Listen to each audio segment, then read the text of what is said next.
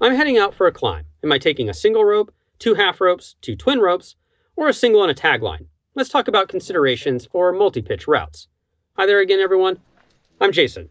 A single climbing rope is used as one lone connection from the belayer to the climber, clipping through protection as we go. Half ropes are used in a combination of 2, allowing a lead climber to alternate clipping or to choose a side for each rope, clipping a left rope and a right rope. Twin ropes are also used in combination, but this time we clip both ropes through each single protection point. And then there are taglines. These are usually static, so not made to stretch, and therefore not appropriate to catch a fall. They are used for rappelling and for hauling. Why might we choose one system over the other options in a multi-pitch environment?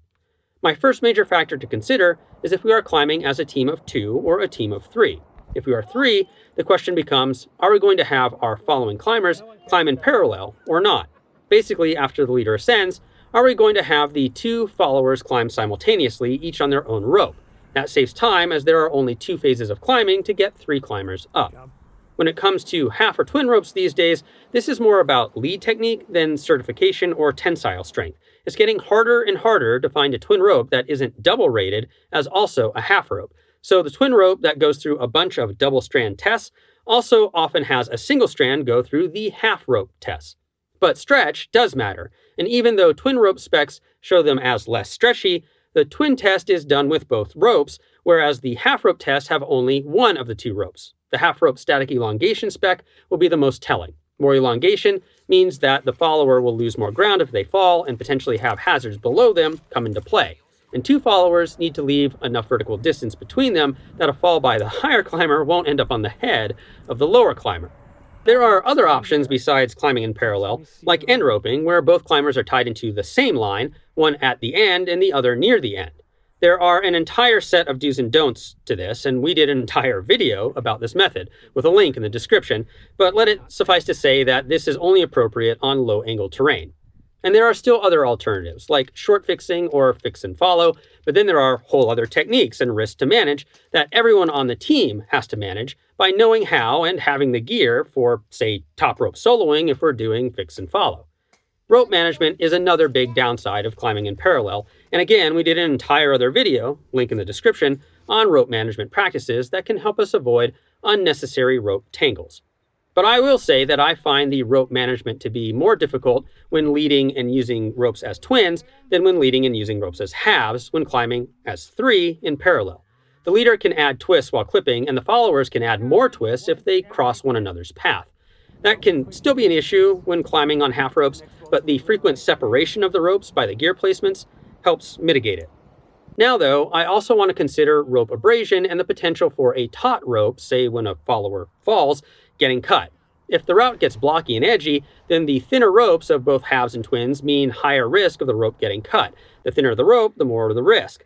Plus, because twin configuration ropes are always right next to each other, the likelihood of both getting cut if one gets cut, say from rock fall, is much higher. In fact, some American guide services will recommend using 2 singles for climbing in parallel. However, with new ropes adding in various forms of extra cut protection like inner sheaths made of aramid, there are now also other ways to help mitigate that risk, but nothing completely eliminates the risk. So terrain sharpness, the weight of my partners, all of this factors in. If things get too extreme, I may rule out climbing in parallel altogether. Another potential issue that is more likely when climbing in twin configuration is that the higher of the 2 followers might need to make sure they don't unclip their partner's rope if they come to a traversing section, leaving the lower partner exposed to a huge pendulum. And twin rope configurations can be harder on trad gear as they combine material, meaning less stretch and therefore higher impact forces on gear placements during a lead fall. But now let's make it a team of 2.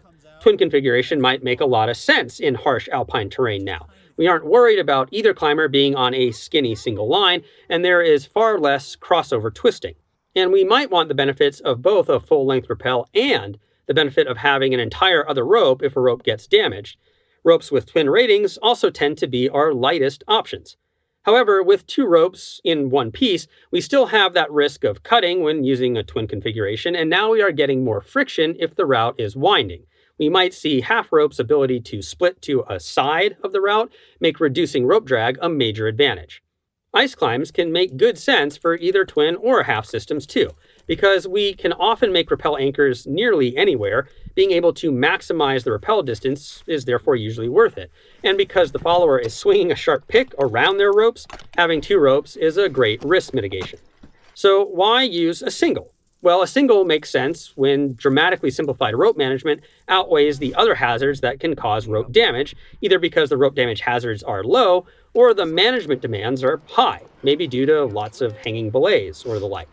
That single rope would leave us not being able to do full-length rappels, though, which is where taglines come in. With a tagline, we don't get a fully redundant rope system, but we do get a second rope suitable for rappels and hauls that is very light, potentially extremely light, and you can watch another video we did with another link in the description on some considerations that come from using dramatically skinny taglines. Do you climb a lot on half or twin ropes? Let us know why or why not in the comments. Thanks for watching this video. Please like, subscribe, and share if you want to support us. For more information, you can go to our website at www.shortguysbetaworks.com. You can watch last week's video where we get into rope specifications and how they impact the risks we face on a climb, or you can check out our entire series on gear to get deeper into a whole range of climbing and outdoor equipment. We'll see you next week and keep on getting more out of that big outside.